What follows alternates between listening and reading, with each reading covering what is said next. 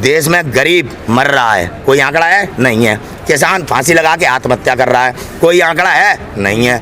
कितना नौजवान बेरोजगार है, कोई आंकड़ा है? नहीं है। ठीक है।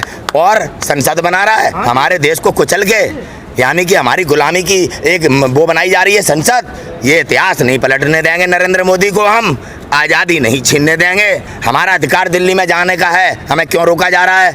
हमें आतंकवादी कहते हैं ये लोग जिनने संविधान विरोधी कानून बनाए। हम किसान आतंकवादी हैं। इनकी सांसद साध्वी प्रज्ञा सिंह ठाकुर कौन है? कौन है अमित शाह? कौन है अमित शाह? लेकिन वो तो कहते हैं 50 साल राज ये करना है। कुछ भी कहेंगे, ये कौन है? कौन होते हैं ये? दुनिया पे उंगली उठाते हैं, इनके पास क्या प्रमाण पत्र है? क्या इन्होंने हमारे कॉपीराइट कर लिए हैं देवता जय श्री राम? और कोई भी आतंकवादी, कोई भी खालिस्तानी, क्या है ये? क्या अधिकार है इन पे?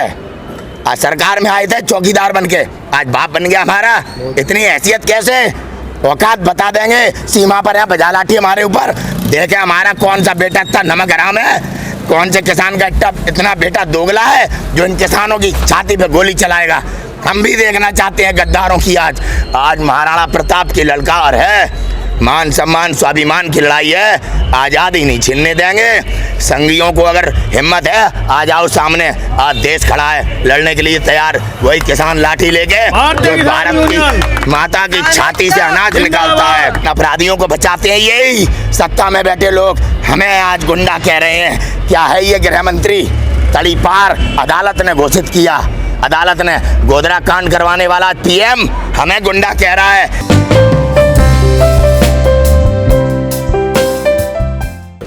सरकार बात को नहीं मान रही है, कोई बात नहीं है, सरकार बात मानेगी। सरकार इस समय तानाशाही रवैया दिखा रही है। सरकार अपना जो भी कानून बनाती है वो डंके की चोट पर बनाती है। कभी अब विपक्ष की जो भूमिका हुआ करती थी ना, जिससे एक बहस के तहत कानून तैयार होता था, वो चीज़ नहीं है। अब उद्योगपतियों ने कानून बनाया और वो संसद में लागू कर दिया गया। उद्योगपति कहाँ, सरकार तो मोदी जी की है। अब कानून कब पास हुआ और आप देखिए गोदाम, रेलवे, पटरी अटरी सब तैयार है। यानी कि पहले से ये भूमिका तैयार थी उद्योगपतियों की। ये तो मोदी जी ने भी पेश किया है। कौन से उद्योगपति हैं, किसकी पटरी तैयार हुई है? अडानी जी के गोदाम सारे तैयार हैं, महाराष्ट्र में भी तैयार हैं। उनके आजकल सोशल मीडिया पे वीडियो वायरल हो रहे हैं। पंजाब में भी तैयार हैं। 109 रेल लाइन इसके पैरेलल उसी जब ये लाया गया है हमारा अध्यादेश, उसी के साथ साथ में वो भी लाया गया है। 109 पटरियां दी गई हैं अंबानी। अब गाँव में जो लोग हैं उन लोगों को ये चीज़ नहीं पता है। आजकल सोशल नेटवर्किंग साइट पे भी किस प्रकार से आपने देखा है, अमेरिका में इनका रहस्य खुला है कि भारतीय जनता पार्टी उसमें भी फेसबुक पे भी आजकल उनका प्रभाव चल रहा है। अच्छा, हाँ जी, क्योंकि कब्जा कर रही है। हाँ, क्योंकि उद्योगपतियों के हाथ में है ना इस समय देश लूट लिया उद्योगपतियों ने। किसानों का 17,000 करोड़ रुपया बकाया है। उद्योगपतियों के, भगोड़ों के, रामदेव के और जय शाह के जो अमित शाह जी के पुत्र हैं, उनके सबके कंपनियों के कर्ज माफ कर दिए गए। आप कह रहे हैं लूटने की बात, आप देश कह रहे हैं मजबूत हाथों में है भाजपा। देश लुटेरों के हाथ में है, मजबूत हाथ में नहीं है। अगर देश मजबूत हाथों में होता तो बैंकें ना बंद हो जाती। देश मजबूत हाथों में होता तो BSNL ना बंद हो जाता। देश मजबूत हाथों में होता तो रेलवे ना बिक जाता। यही रेलवे लालू यादव ने लाभ में लाकर दिखाया था। ये तो बड़े इंटरनेशनल पढ़े लिखे बैठे हैं, जैसे ये अनपढ़ कहते हैं, जंगल राज कहते हैं, ये बैठे हैं सोफिया राज। अंबानी जैसे लोग इनके साथ हैं, उसके बावजूद जब रेलवे लाभ में नहीं ला पा रहे तो ये किस मुंह से बात करते हैं लालू के लिए? एयरपोर्ट दे दिए, सारा देश बेच दिया है। आपको मजबूत किस तरह से दिखाई दे रहा है? मैं ये समझ नहीं पा रहा हूँ कि देश मजबूत कहाँ है। BSNL बंद हो, कहाँ मजबूत है आप बताइए। लोग हमारे सरकारी कर्मचारियों को तनख्वाह नहीं मिल रही। कोरोना में कितनी आयों को तनख्वाह नहीं मिली, कितने लोग बेरोजगार हो गए। और आपको उत्तर प्रदेश में जो होमगार्ड थे वो समाप्त कर दिए गए। कितने टीचर सड़कों पर हैं। आप देखो देश में बेरोजगारी फैलाई गई है। अब हाल फिलहाल में हमारे किसान आंदोलन को कमज़ोर करने के लिए अब ये संसद एक नया निर्माण किया गया है। ये संसद जो भारत में बना हुआ है, ये संसद आज़ादी के बाद हमारे देश के नागरिकों ने, मजदूरों ने नहीं, देश के आज़ाद हुए ना हम, जब हमारे देश के नागरिकों का खून पसीना मिला है, आज़ादी की खुशबू है संसद के अंदर। आज हमारी आज़ादी के खिलाफ लड़ने वाले लोगों ने जो गुलामी वाला संसद बनाया, देखो किसान सड़कों पे, नौजवान सड़कों पे, देश का विपक्ष नज़रबंद। ऐसी स्थिति में जिस संसद का निर्माण की नींव रखी हो, वो प्रमाणित करता है कि हमें गुलाम बनाया जा रहा है और ये नींव उस संसद की रखी जा रही है। मैं नितिन प्रताप सेंगर अपनी जिम्मेदारी लेते हुए इस केवल अपनी ये मेरी सोच है कि ये संसद का मैं बहिष्कार करता हूँ। मेरा संसद वो है जो मेरे आज़ाद भारत के नागरिकों ने अपने खून पसीने से सींच कर बनाया है, मजदूरों ने नहीं बनाया। हम इस संसद में ही हमारे देश का निर्माण हुआ है और आज इस संसद में आतंकवादी बैठे हैं, आज इस संसद में वो लोग बैठे हैं जो हमारी आज़ादी के खिलाफ थे, उन्होंने देश बेच दिया है। हम उस संसद को कभी नहीं मानेंगे जिस संसद की शिलान्यास नरेंद्र मोदी के हाथ से रखी गई है। ये एक राजपूत की सौगंध है, हम कभी इसे नहीं मानेंगे। फिर किसको मानोगे? हमारा है ये संसद, इसमें कोई कमी नहीं है। इस संसद को भी आज सही किया जा सकता है अगर उसमें कोई कमी है। फिलहाल इसमें कोई कमी नहीं है। जो आज देश बेच रहे हैं ना, उन्हें सब चीज़ में दिक्कत है, किसानों से दिक्कत, नौजवानों से दिक्कत। आज बंगाल में इन्होंने हमारे आंदोलन को कमज़ोर करने के लिए मुद्दा टीवी पर चलाया जा रहा है। आदित्यनाथ योगी ने जब एक वाल्मीकि समाज की हिंदू बेटी को जला दिया था तब तो किसी के मुंह में से आवाज़ नहीं निकली, तब किसी को हिंसा नहीं दिखाई दी। 8 पुलिस वाले मार दिए गए हमारे उत्तर प्रदेश में, तब किसी को हिंसा नहीं दिखाई दी। आज पूरी भारतीय जनता पार्टी किसान के आंदोलन को दबाने के लिए आज तमाम तरह से देश को गुमराह करने का प्रयास कर रही है। याद रहे भारतीय जनता पार्टी को, ये किसान अपना हक मांगने आए हैं। तानाशाही जितनी तुम में है, आप अपनी तानाशाही करके देख लो। हम अपना हक बिना लिए यहाँ से वापस नहीं जाएंगे, हम अपना हक लिए यहाँ से वापस नहीं जाएंगे और इस संसद को कभी भी हम स्वीकार नहीं करेंगे। लेकिन जो बीजेपी के लोग हैं वो कहते हैं कि ये किसान नहीं, नकली किसान है, तो खालिस्तान ये खुद नकली हैं, दूसरे को क्या बताते हैं? तिरंगा ये नहीं मानते थे, ये कहाँ से लिए हैं? राम की बात करते हैं और बलात्कारियों का सपोर्ट करते हैं। कहाँ इसलिए? आसाराम बापू को ये भगवान मानते थे, बलात्कारी निकला। इनका चरित्र क्या है? इनका चरित्र क्या है? वो सन्यासी बनता है उत्तर प्रदेश में, हिंदू मुसलमान को लड़ाता है। हमारे हिंदुत्व में, सनातन धर्म में इस प्रकार के नीच सन्यासी नहीं होते जो धर्म के आधार पर लोगों को लड़ाएं। हमारे इतिहास में देखिए आप, भगवान परशुराम जैसे लोग, तुलसीदास जैसे लोग और गुरु गोविंद सिंह जी जैसे लोग हमारे भारत में ये हैं महान लोग।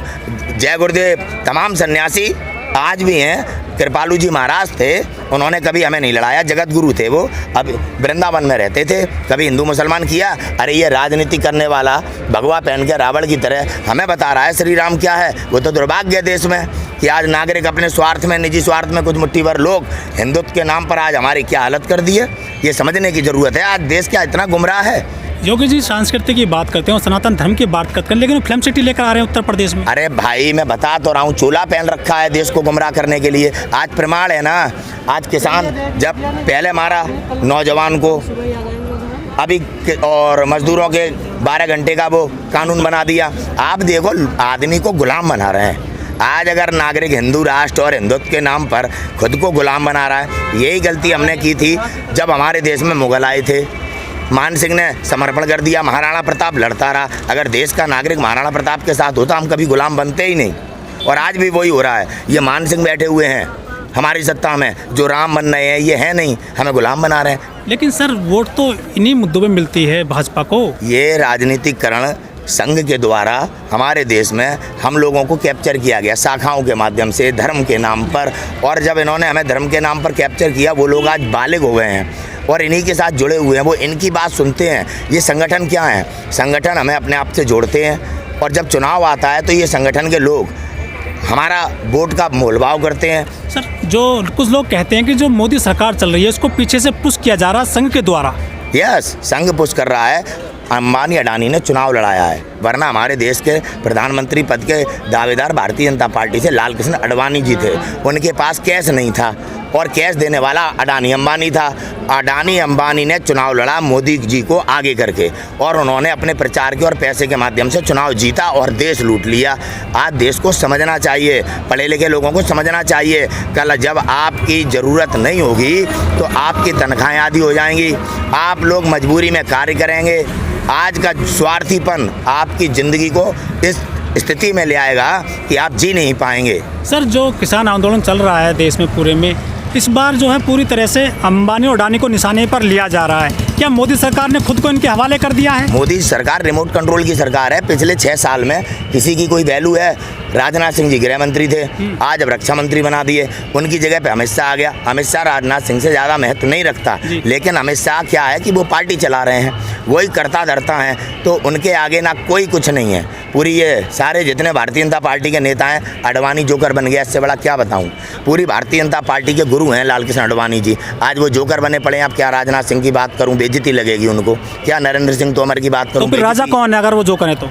राजा अंबानी अडानी, नरेंद्र मोदी जी की हैसियत है बिल वापस लेने की? लोग कहते हैं मोदी है तो मुमकिन है। अरे जुमला था, उसकी कौन सी बात आज तक सही निकली है? एक बात बताओ मुझे, जो दिया जुमला 2 करोड़ रोजगार, चाहे कुछ भी बोला जुमला। मोदी सरकार 4-5 कानून ले आई है देश में, लेकिन उन्होंने कोई भी कानून वापस नहीं लिया है। लेकिन आप बहुत प्रयास कर रहे हैं। हम मोदी सरकार को यहाँ से हटा के जाएंगे।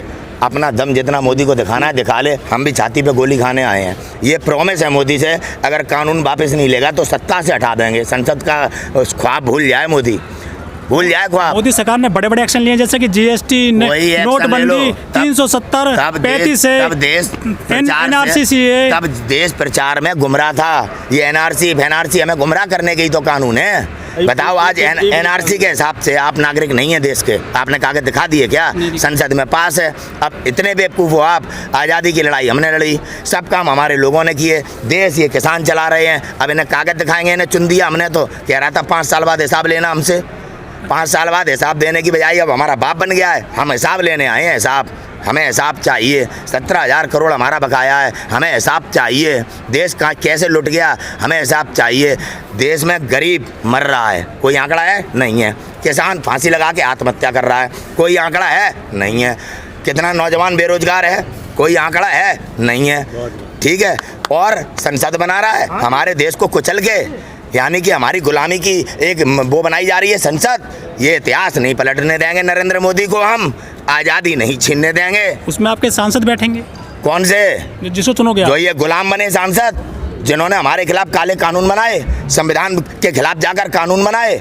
जब से भारतीय जनता पार्टी सत्ता में आई है कि संवैधानिक नियम का पालन कर रही है।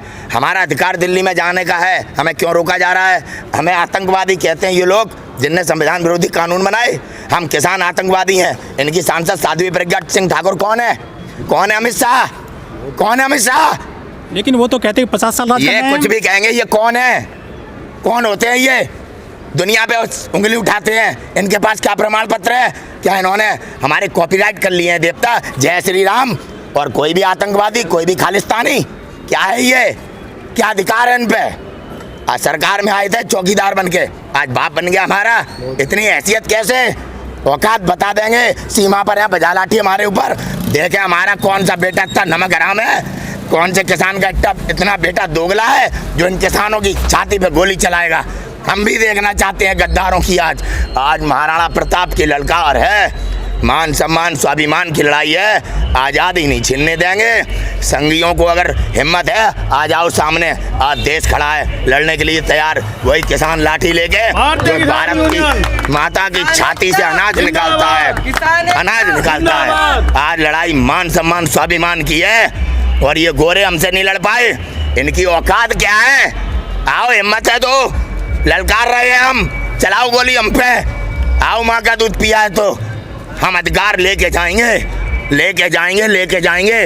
बता देना मोदी को और इन अंध भक्तों को, घर में क्या बैठे हो? आओ, अगर माई के लाल हो तो।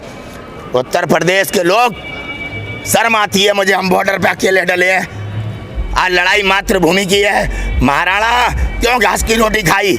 ये उत्तर प्रदेश के अंध भक्तों जैसे लोगों के कारण देश गुलाम बन गया था। आज भी 2020 में बड़ा दुख होता है कि आज प्रचार में और इन नेताओं के ढोंग में आज मेरे देश का नौजवान चूड़ी पहन के बैठा है और यहाँ बड़े बूढ़े ठंड में ठुठुर रहे हैं। 25 करोड़ की आबादी है। देख लो इस नस्ल को जो आज यहाँ तक नहीं पहुँच पा रही है। क्या लड़ाई लड़ेगी? गांधी के ऊपर टिप्पणी करना आसान है, उस नेहरू के ऊपर टिप्पणी करना आसान है जिसने आज़ादी के लिए अपना जीवन कुर्बान कर दिया, जीवन कुर्बान कर दिया। आज जब हमारे अधिकार छीने जा रहे हैं, आज अन्नदाता सड़क पे है। और कौन है ये गुंडे जो खालिस्तानी और आतंकवादी कह रहे हैं? कभी बेटी की इज्जत लुट जाती है और अपराधियों को बचाते हैं यही सत्ता में बैठे लोग। हमें आज गुंडा कह रहे हैं। क्या है ये? गृह मंत्री तड़ी पार अदालत ने घोषित किया। अदालत ने गोधरा कांड करवाने वाला पीएम हमें गुंडा कह रहा है, जिसने इस देश को आत्मनिर्भर किया। आज नौजवानों के नज़रबंद कर रखा है, शिक्षा के संस्थान मिटा रहा है। बेटियों के गुजरात में कपड़े उतरवा लिए जाते हैं। यहाँ डीडी में बेटियों को किस प्रकार से लौंडे परेशान करते हैं। ये हमारे बेटी बचाओ बेटी पढ़ाओ की बात करते हैं। बड़ा दुर्भाग्य है भाई साहब कि आज मेरे उत्तर प्रदेश का नौजवान आज चूड़ी पहने बैठा है। वरना ये यूपी बॉर्डर पूरे भारत में देख नहीं पाता आदमी, इतना यहाँ पे आदमी खड़ा होता। आज बड़ा दुख है, हम यहाँ से मर के जाएंगे और ये यूपी वाले बॉडी देखेंगे। जब लड़ाई लड़ी जा रही थी तब ये आज अपने हक के लिए लड़ रहा था, ये गुलाम अपने घर में बैठ के देखेंगे।